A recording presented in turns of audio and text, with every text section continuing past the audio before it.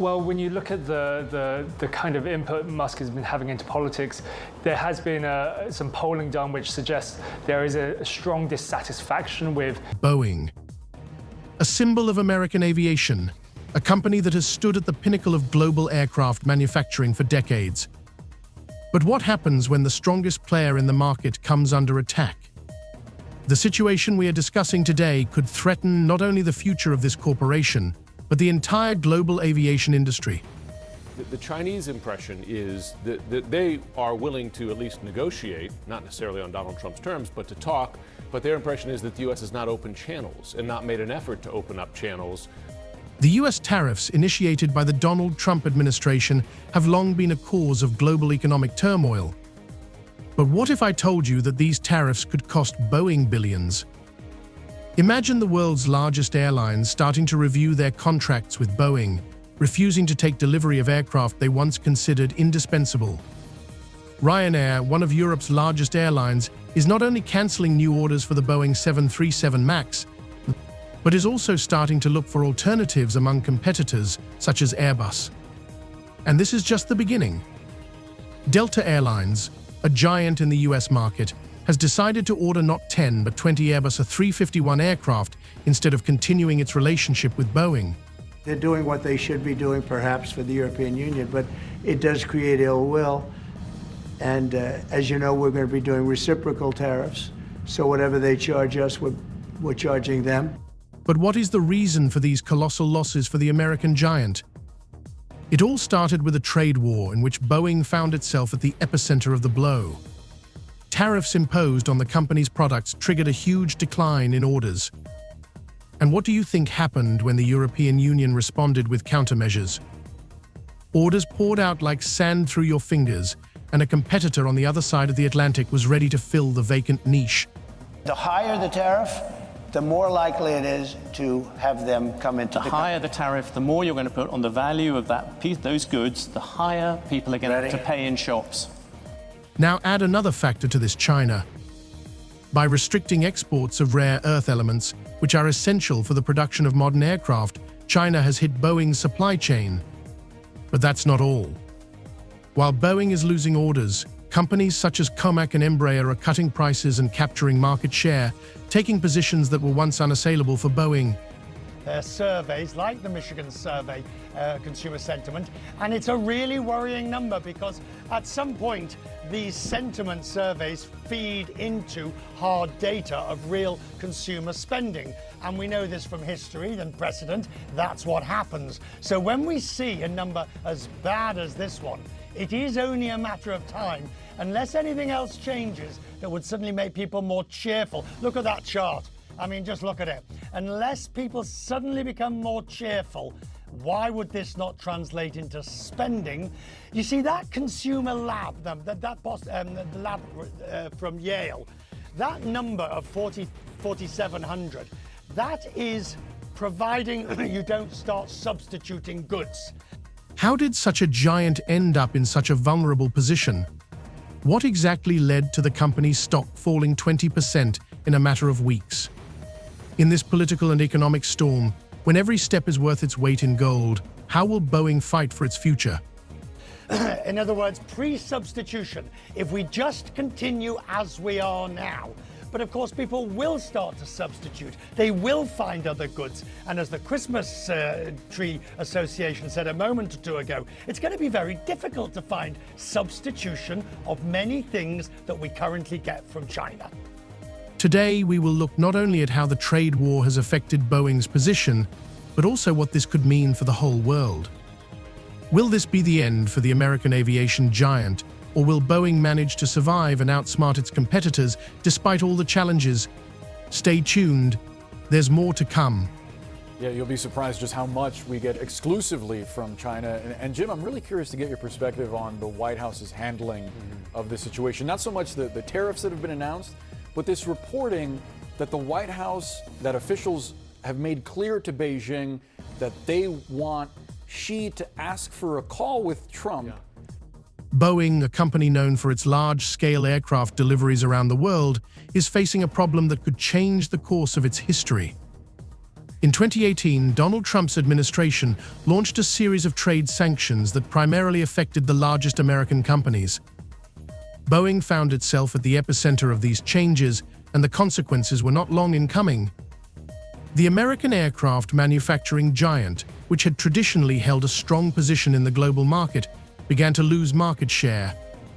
While Boeing's internal production and quality issues had not caused any major disasters over the years, this time the situation was different. It led to delivery delays and order cancellations. It all started when tariffs imposed on aviation products caused outrage among major European and Asian companies, which made up Boeing's main customer base.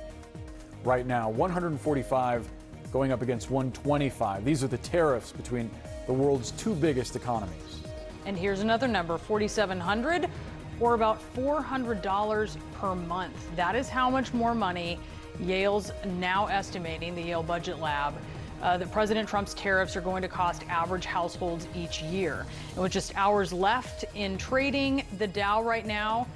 Ryanair, one of Europe's largest budget airlines, was the first link in the chain of delivery cancellations. The company began to review contracts for the delivery of new Boeing 737 MAX aircraft, deciding that the high tariffs on the American giant's products made them too expensive for mass use in budget transportation. According to some reports, Ryanair even began negotiations with the Chinese company Comac, which offered them much more favorable terms and the opportunity to purchase Chinese aircraft. This was a real blow to Boeing, as Ryanair had long been one of its largest customers, purchasing hundreds of aircraft to expand its fleet. This was the first sign that the tariff situation would lead to unimaginable consequences. Another important milestone in the destruction of Boeing's monopoly was Delta Airlines' cancellation of orders for 10 new aircraft. Instead, the company decided to choose the Airbus A351, Boeing's largest competitor in the civil aviation market. According to sources within the airline, the reason for this decision was not only the tariffs, but also the decline in the quality of Boeing's products, which was becoming more noticeable every year. Over the past few years, the company has faced several serious incidents related to breakdowns and malfunctions, which have significantly affected the brand's reputation. Delta Airlines, which previously purchased only Boeing products, is now among the airlines that have opted for a competitor's products. And while Delta, a major US airline, could afford to take such steps, the small and medium-sized companies in an even more vulnerable position began to look for alternative suppliers en masse, putting Boeing in an even more difficult position. We shouldn't be surprised with all that's coming out and all the worries about tariffs. It's not just that, it's the complexity of everything else as well. The changes within the federal government, the worries about job losses, the worries about a slowing economy, higher inflation, and eventually you get these But this was only the first stage in a chain of events that led to disastrous consequences for the company. For a long time, Boeing did not take any serious steps to remedy the situation, believing that the tariffs would sooner or later be revised downward. However, the European Union responded to the new US tariffs with countermeasures, further exacerbating the situation. Soon, many European airlines, including leading carriers, began canceling orders for American aircraft, causing Boeing to face huge financial losses. The projected loss of orders in the European Union for 2020 amounted to more than $25 billion, which not only threatened the company's financial future, but also forced its management to review its sales strategies. But it's also an opening to say, okay, we're capping this for now, and that perhaps offers a way forward that we could begin talking about how to bring these down. This was followed by a real collapse of the internal supply chain. Boeing had long depended on a multitude of suppliers around the world, many of which were also hit by the tariff war. Restrictions on the supply of components and rare earth elements used by Boeing in its aircraft also significantly affected production processes. At one point, the company was no longer able to guarantee the accuracy of its orders, which led to a large number of accidents at its production facilities. Over time, the shortage of components began to affect product quality. In addition, the American corporation faced a serious internal crisis when some of its former employees began to reveal details of the company's hidden problems. As a result, Boeing became a symbol not only of business failure, but also of quality that was called into question. Lived in China. You've covered China for some time now.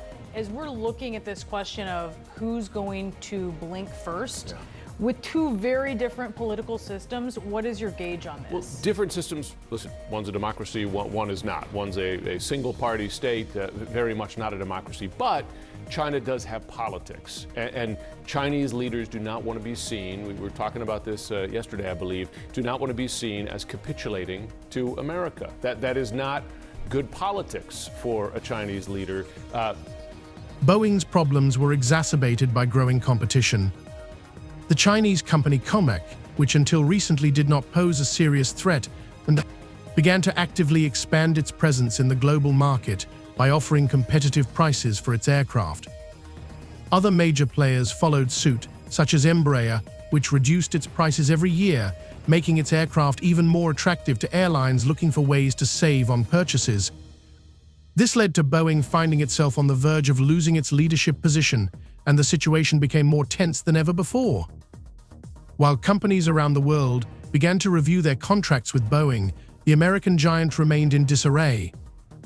Its stock fell 20%, and economists predicted that if the company did not take decisive action, its market share could fall to a critical level.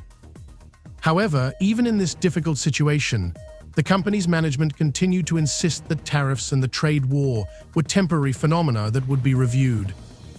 But the truth was that the consequences of the tariffs were far more devastating than Boeing could afford. To allow that. So now you have the U.S. president say, well, I'm not going to open those channels. China has to open them first. It's kind of ridiculous at the end of the day because you are playing with the interests of American consumers, Chinese consumers, etc. The other point I would make about China's reaction today in not quite meeting the U.S. tariffs, 145%, U.S.-China goes to 125. And in Xi's statement, he says, we're going to 125 in response.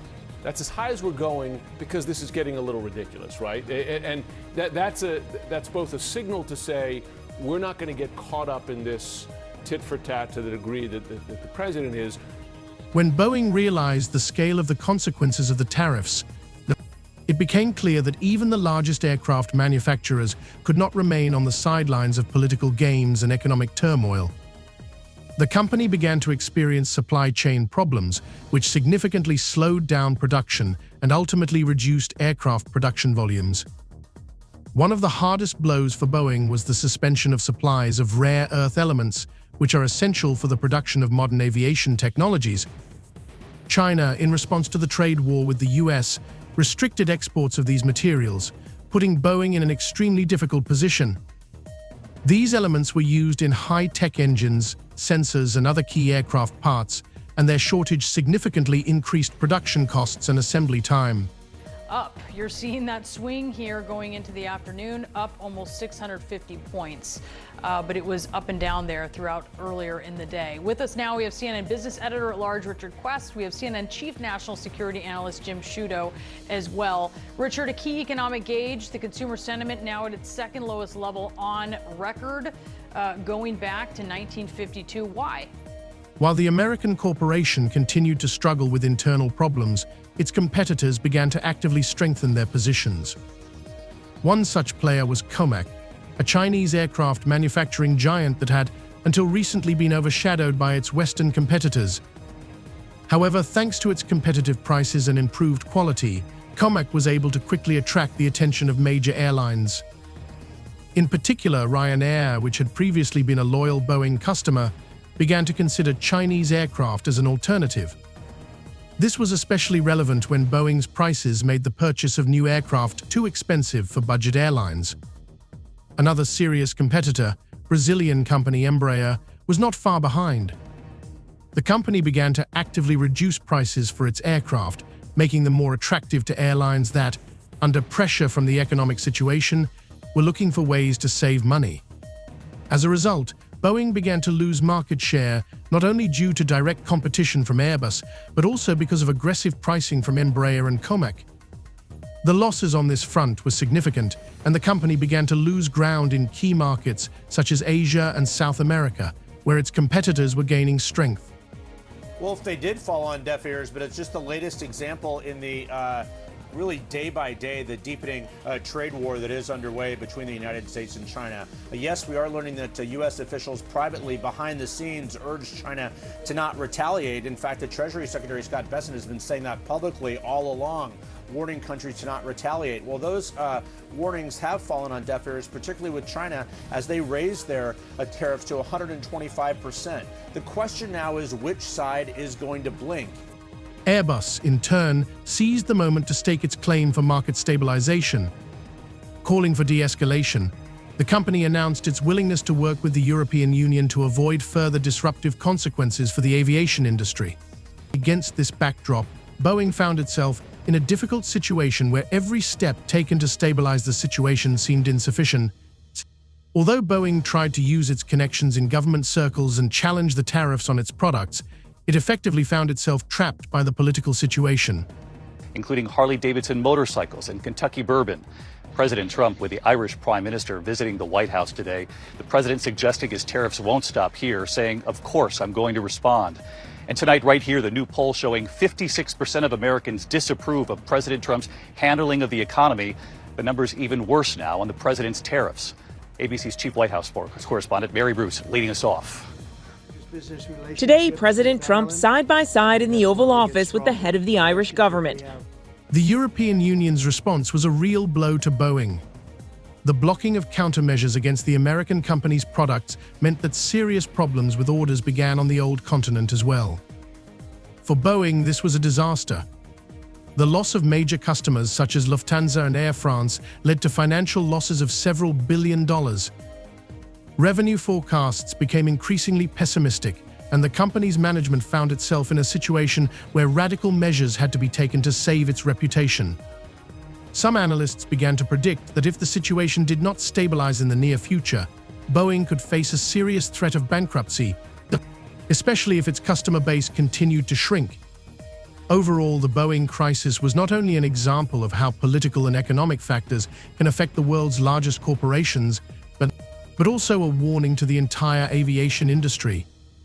The market has become more unpredictable, and companies striving for success now need to be prepared for the fact that even the most successful brands can face serious challenges in the face of global trade wars and economic instability. While continuing to struggle with the aftermath of the tariff war and political pressure, Boeing faced another wave of problems that threatened not only its financial health, but also its reputation as a leader in the aviation industry.